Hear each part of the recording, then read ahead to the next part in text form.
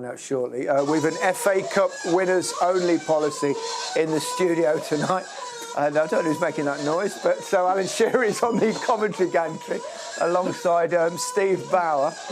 Alan, it's toasty in this studio. It's a bit noisy as well. I don't know if somebody's sending something on someone's phone. I think it's a joke. I don't know whether you heard it at home. But how's it on the gantry? A bit chilly?